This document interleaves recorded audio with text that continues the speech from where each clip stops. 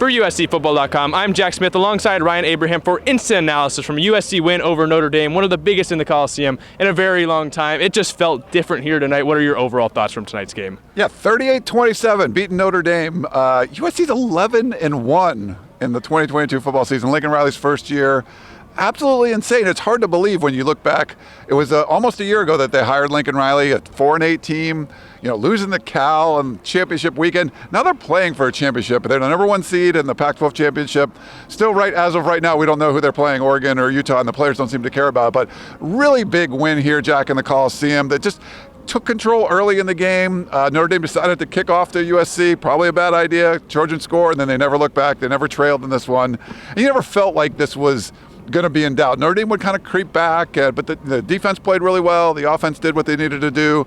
Caleb Williams had a couple of Heisman moments, and I think just the atmosphere in here was great. Lincoln Riley talked about it. That's what he wants this Coliseum to feel like, and the fans were excited, the players were excited, and it was just making a statement against another ranked team where you're going to go up and, there was talk last week, they're only number 6 in the college football playoff rankings. That's going to work itself out. LSU loses, USC looks good in a win against a ranked opponent, so I think all is right. I mean, what could you have asked for out of a regular season for 2022 than 11-1 with one loss being by a point that you never trail into the final minute of the game? So pretty amazing. I mean, it's just surreal that we're sitting here talking about this right now, just from a year ago to where they are right now. I think a good way to get people to fill into the Coliseum, go 4-0 in rivalry games, which they, supplanted these past 2 weeks with a win over UCLA last week and a win today against Notre Dame. You're right, the atmosphere was just absolutely electric in here tonight, whether it was celebrities, recruits, fans, everyone packed the Coliseum, and USC gave them some things to cheer for, and the biggest one, Caleb Williams. You mentioned he had some Heisman moments. You could argue he clinched the Heisman here tonight. A fantastic season that we've seen, a record-breaking season from Caleb Williams, and it really all culminated tonight with a big performance. For sure, he has 3 rushing touchdowns and 1 passing touchdown. So just,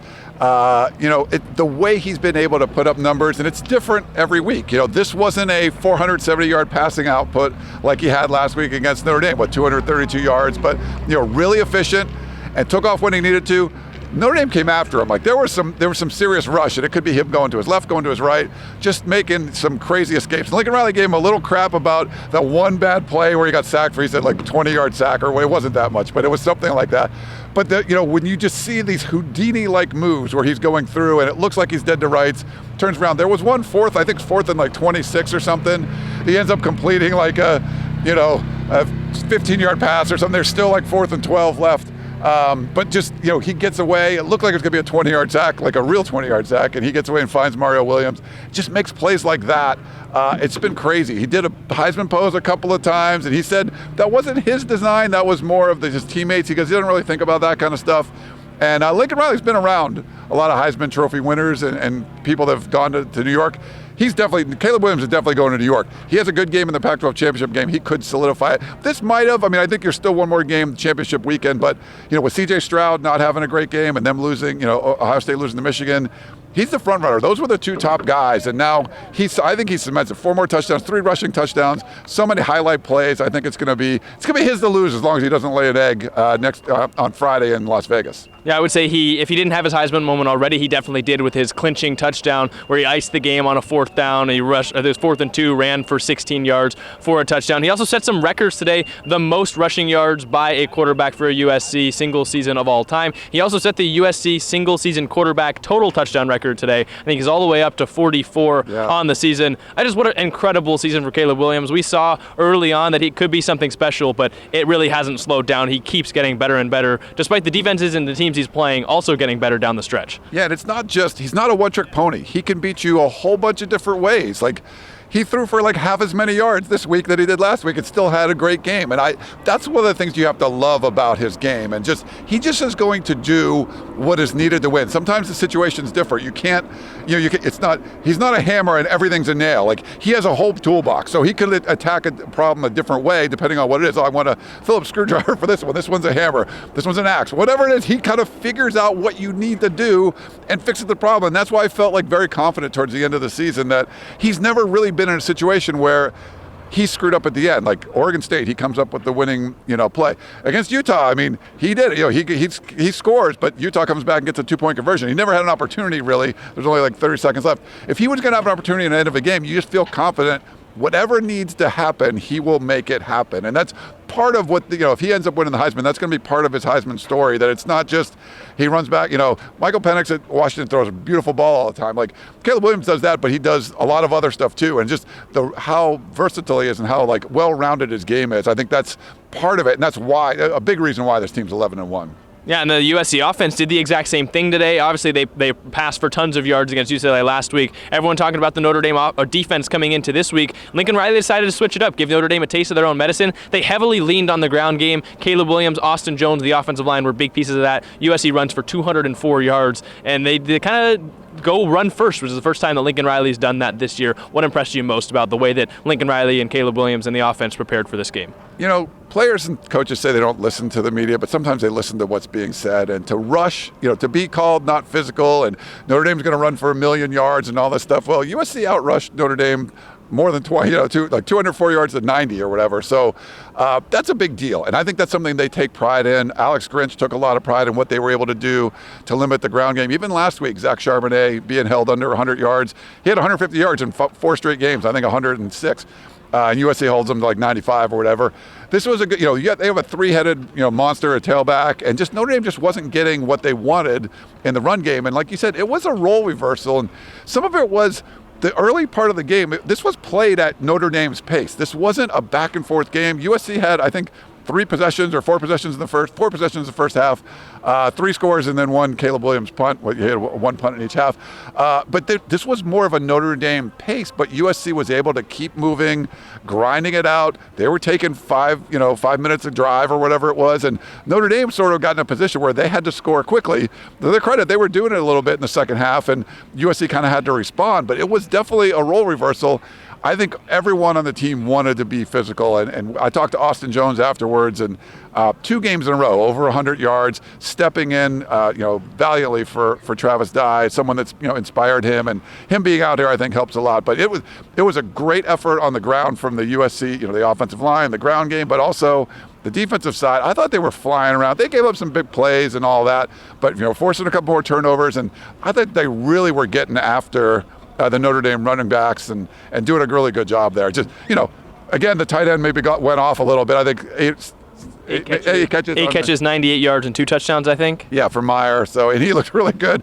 But we've seen that before. But you're going to give up some. Like you can't, with the blanket theory, like you can't cover your entire body. Like your toes might be out. You just want to cover most of it. I think the USC defense covered most of it tonight in the Coliseum. Yeah, and I think you look at the running game. Austin Jones has done a great job stepping in. I feel like he has the grown man runs that we like to applaud, and he also gets skinny better than maybe I think any USC running back. He can, break through some tackles, but also shimmy his way through a little bit of a hole, and I think that's, a piece that maybe Travis Dye didn't bring quite as well as Austin Jones, and so it's stuck out to me at least the last couple of weeks. And then I want to highlight the USC offensive line.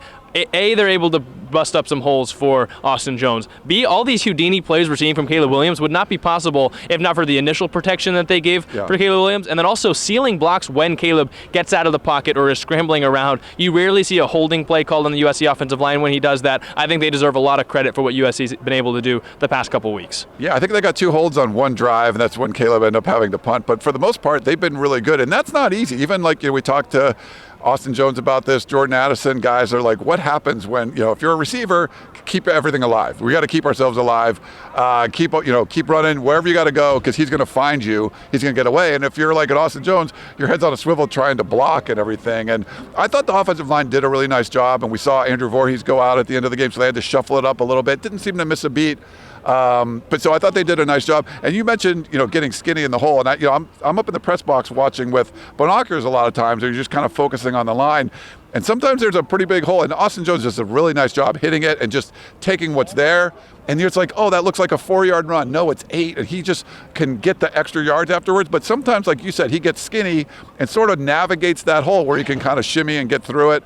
I thought he'd done a really good job with that. So it was really powerful to see him kind of take over this role as the lead tailback. And he was asked today, did you ever get down on yourself? He's like, no, man, I would be on special teams, make a tackle, do whatever I needed to do, and just eventually get back to, you're going to get your opportunity. So he never kind of was down on himself. kept himself ready. He would have some opportunities every once in a while, but now he's got the full load, and he's doing a really good job with it. Yeah, I think USC fans were pretty sad when Travis Dye went out. Everyone assumed that the rushing offense would take a hit. Instead, it's stepped up the past couple games, and it's led USC to 2 big wins. Before we get to the defense, you mentioned Caleb Williams, the punter. He punted twice. Aiden Sleep-Dalton punted none. So he did not come out on the field one single time. And while it may just seem like, USC was in field position to do a little pooch kick, I think that was in the mind of Lincoln Riley this whole week. They mentioned that this is the first week Caleb Williams has practiced punts, and it's because Notre Dame came into the game leading the nation in blocked punts with 7, and that's something in a rivalry game like this where you don't want to give Notre Dame extra possessions could have shifted the entire game. Lincoln Riley specifically wanted the USC punt team to not be on the field so that the Notre Dame punt block team couldn't be on the field. So he used Caleb Williams twice. I thought that was just another wrinkle that you wouldn't think of past USC years, and this time Lincoln Riley thinking that extra step, keeping Caleb Williams on the field to punt instead of the punt team. Yeah, Jordan Addison said that, they asked him, like, hey, have you guys practiced that? Because Jordan Addison said he could probably punt like Caleb Williams could. They were going to have a kicking competition in practice. But he said, yeah, they hadn't. He practiced this week. So this was definitely part of the game plan. I don't know if he should have said that, but this was definitely part of the game plan. That first one he had, like I talked about, when he found Mario Williams, and it was still 4th and 12. So he picked up a huge gain, but it was still 4th and 12. And then they were like, they're lining up to go for it. But then he just backs up, and then he punts from there. And it was a really good punt. And Addison said, we just needed to get down there and down it because he did his job. He punted it. It was a 58-yard punt, the longest that USC's had on the season. Sort of like, Coach Harvey Hyde we do the podcast with. When he coached back in the day, Randall Cunningham was his quarterback, great dynamic quarterback, but also the team's punter. He had like a 70-yard punt and stuff. So I don't know, maybe we see a little more Caleb Williams punting, but I thought that was a nice wrinkle. And we've seen this special teams unit kind of had some bad plays. They didn't return a kickoff. They just downed the ball every time. And then, Caleb Williams getting a couple of punts. I thought they were much cleaner there. So they weren't going to let special teams, kind of a negative special teams play affect this team. So I thought that was a really nice wrinkle there. One other quick thing before we get to the defense. We had that Mario Williams pass off a reverse. They ran 3 trick plays, I think, on that, in the first quarter or whatever. And Caleb Williams was back there. Jordan Addison said he's got to, look at the film to see what was going on there. And I asked Addison if, like, should he have been throwing the pass instead of Williams? He said he was the backup he was the backup thrower. So that was a weird looking play. And but Addison's going to talk to Caleb Williams about his pass catching skills because he got the offensive pass interference on that one. That might have been one of his more clutch plays of the day, though, to keep the ball out of the defender's hands. He maybe went a little bit early, could have tried to contest it. Maybe he needs to talk to the defensive backs about how to do that job. Also talk with Addison. But I think you're right. Lincoln Riley emptied the playbook in the first quarter. USC got off to a good start. And a big reason they were able to hold on and win was the defense's ability to stop the run. We mentioned Notre Dame only 90 yards. We were hearing all week about how Notre Dame's going to run the ball down USC's throats. They've got such a great offensive line. They're really going to dominate in the trenches. They could come out and win this game if USC has an emotional letdown. The defense didn't let that happen. 90 yards on the ground. Tuli Plotu, just mentioned that they were able to tackle the ball carrier. I agree with you. They were swarming around tonight, and then they got those turnovers. Raylan Goforth falling on a fumble. Kalen Bullock with the late interception. Kind of a vintage USC defense performance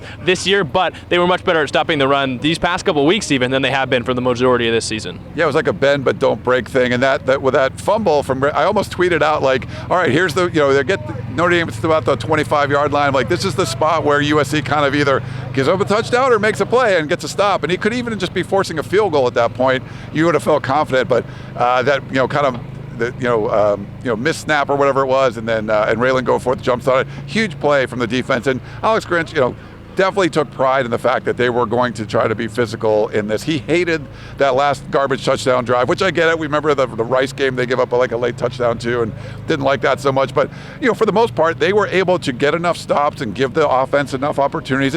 It was complimentary football again, and special teams didn't screw anything up. But I felt like they were really good on that side of the ball. Tuli gets another sack, which was great, and I thought they did a nice job tackling. Well, you mentioned Michael Meyer, they're getting with the 8 or 9 catches or whatever, almost 100 yards, and he had that touchdown. He wasn't getting the big yards up. It wasn't 237 yards or whatever it was for Kincaid. Kincaid. Kincaid. Keith was the other one. Yeah, Dalton Kincaid, who had a huge game, for Utah against USC. They tackled him when he caught the ball, so that was at least something that they limited. He was getting open. He made some really great catches too, and obviously Notre Dame's a good team. They were on a roll, and I think Lincoln Riley was giving him a lot of compliments about this was a team that you beat Clemson, you beat North Carolina, who hadn't lost. They only had 1 loss or whatever it was. So I think they were really proud of that defensive effort, and yeah, I mean, you got a 3 and out to start the game again, like 2 weeks in a row. Like if you can do that, you can really give your offense an opportunity. Last week, the offense kind of was a dud to start the game. It wasn't in this one. So getting that early 3 and out, boom, it's like stealing a possession right away and gives the offense another opportunity. So I think it was a really good defensive effort overall. Maybe it doesn't look as good on the scoreboard with the 27 points, but I think it's something you can be proud of going into the Pac-12 Championship game, that the defense looks like they're playing better, taking away a strength of an opponent where, hey, this UCLA runs the ball really well, not against USC. Notre Dame, that's all they do is run the ball. They didn't do it against USC. They threw the ball over it. Drew Pine was like 23 or 26 or something. He was 15 of 15 to start the game, but they took away what you want to do, and you kind of make a team uncomfortable having to do something else. Yeah, and I think that USC, the defense, while it's given up some points, it's given up a lot of yards, it does a good job of taking away at least one aspect of the game. I don't think that they've had a game this year where they've gotten just gashed through the air and by the run. And for the most part, points-wise, it's worked out. Sure, they give up 27 points in this one, but it never really felt like Notre Dame was going to come back and win the game. Sure, maybe it felt like it was on edge at certain points, but the USC defense completely taking away the run and making Drew Pine pass, it's going to work a little bit, but there's only been one game this year where the other team has put up enough points to outlast the USC team, and that was against Utah, where they only won by 1 point. So I think the mindset for Alex Grinch and the defense, take away at least one side of the ball, and they've been pretty good at doing that, and then doing enough to not allow enough points for the opposing team to outduel Caleb Williams, which is admittedly very hard to do. It would be hard to do, and it was like the role reversal, like you said, when you see USC, Caleb Williams coming to the line, taking his time, using the play clock all the way down and then handing off to Austin Jones and then picking up 6 yards, and then you keep doing that. You can be demoralizing. This wasn't a demoralizing, like Caleb Williams is like throwing bombs all over the place. It was, we got him at a 3rd and long situation. Oh man, he ran for a first down, or he escapes a sack and throws the ball. But they were controlling the clock, and they had not as many quick scores. They had a lot of like kind of sustained drives, and it was up to Notre Dame to try to score quickly. So again, it's like you're changing someone's identity, and the fact that USC's been able to do that in different ways, like be able to win in different ways, I think is, shows how versatile they are. But it was like sort of like a role reversal, and seeing USC grinding it out and being that physical team. A team like UCLA is good at, with the lead. They had a lead last week. They weren't able to hold it. Notre Dame, same thing. If they got out to an early lead, they're going to be pretty good. Like that, then you're in their wheelhouse doing what they could do.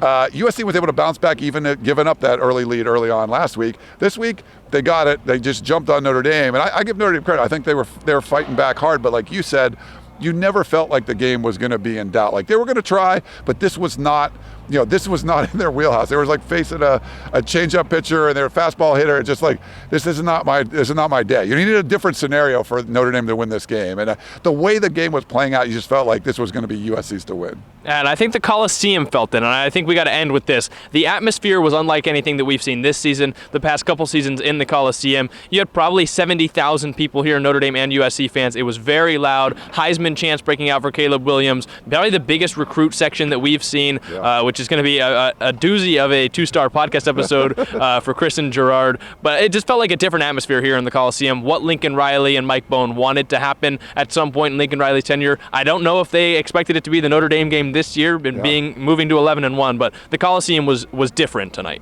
I think it was, and just the way the season played out, they were winning, but there was just sort of like, you might have the disappointment with the Utah game, or it's a 7:30 game against a terrible team, and it never seemed like it was set up for, wow, this is going to be an electric atmosphere in the Coliseum, until the final game of the regular season in Notre Dame. You would have loved to see it packed earlier in the season, but just the way it kind of played out, I don't think it was kind of conducive to that. I think this is going to set up, just like, if Caleb Williams doesn't win the Heisman, like you have a season like this your sophomore year, you're setting yourself up to be the favorite next year. I think this, an 11-1 season, we'll see what, how they finish the last couple games, or could be potentially more.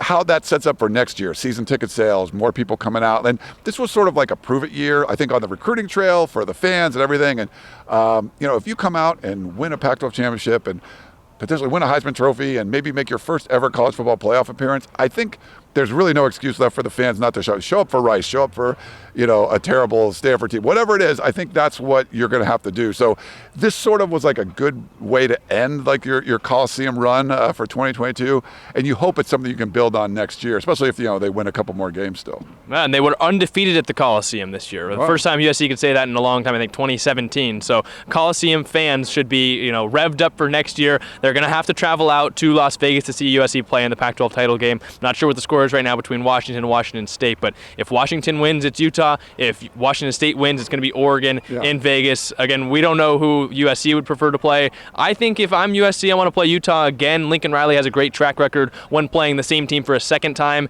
in the same season. I think that Utah is a little bit more limited with Cam Rising's injury. We'll see about Dalton Kincaid and how USC can contain them, but I would feel good about, if I was the Trojans, playing Utah a second time. Oregon's an unknown, but I think either way, USC 11-1, they should feel good about their chances to potentially win the Pac-12 and make the college football playoff. They'll probably be ranked 4th, and we'll see. It could only go up from there. Yeah, Washington has a chance to beat Oregon twice, essentially. So if they win today in the Apple Cup, which is going on right now, they knock Oregon out.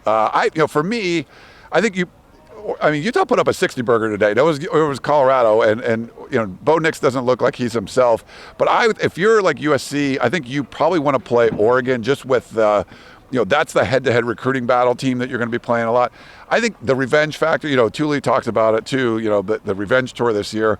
It'd be an in-season revenge tour. It's not just from what happened last year. It'd be like, hey, you already lost to these guys once. So I get it. I think either one you're going to be okay with. And no player or coach said anything to indicate they would like to play one team or the other. They're just happy they're going to the Pac-12 Championship game. And they guaranteed the best record in the Pac-12 Conference too at 8-1. So they'll be the home team or whatever that means in the Pac-12 Championship game. But yeah, I personally would like to see Oregon. I don't know who would be an easier opponent. Like you said, Cam Rising. Both Cam Rising and Bo Nix have been limited. But somehow I didn't get to watch a lot of that game, but they put up 60-something on Colorado today. So they maybe got something back. We'll see. Yeah, and I think you're maybe getting a banged-up quarterback either way. Oregon had a pretty substantial lead today against Oregon State before blowing it. 31-10. So at least we know that they've got the potential to do that to a good Oregon State team. Either way, though, USC fans should be ecstatic about the way this season's went. Undefeated in the Coliseum, 11-1, heading to Las Vegas for the Pac-12 title game. Do you have any more thoughts before we close this one out?